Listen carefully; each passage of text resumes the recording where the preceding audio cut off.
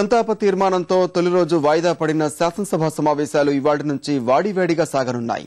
బయ్యారం అంశంపై వాయిదా తీర్మానం ఇచ్చేందుకు ప్రధాన ప్రతిపక్షం తెదేపా సిద్దమవుతుండగా ప్రత్యేక రాష్ట్ర ఏర్పాటు లక్ష్యంగా సభా కార్యక్రమాల్ని స్తంభించేందుకు తెరాస వ్యూహాలు రచిస్తోంది.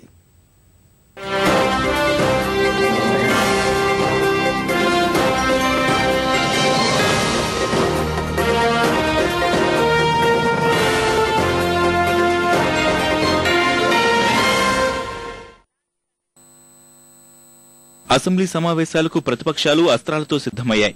తుది విడత బడ్జెట్ సమావేశాల్లో భాగంగా ఇవాల్టి నుంచి శాసనసభలో బడ్జెట్ పద్దులపై చర్చ ప్రారంభం కానుంది.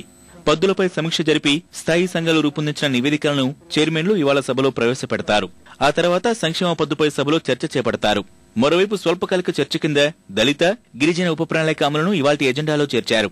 ప్రశ్నోత్తరాల సమయంలో వక్ఫ్ ఆస్తులు, నగదు బదిలీ పథకం, థర్మల్ విద్యుత్ ప్లాంట్లు, విద్యుత్ కొనుగోలు, మూసీ నది ప్రక్షాళన అంశాలు సభ ముందుకు రానున్నాయి.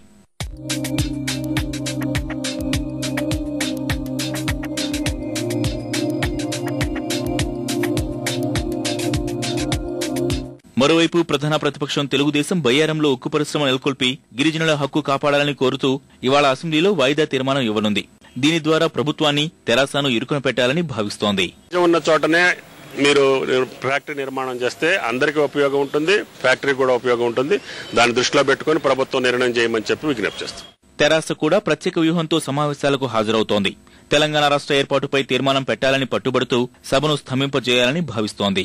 చలో అసెంబ్లీకి అనుమతి కోసం కూడా తెరాస ఎమ్మెల్యేలు ప్రభుత్వంపై ఒత్తిడికి సిద్దమవుతున్నారు.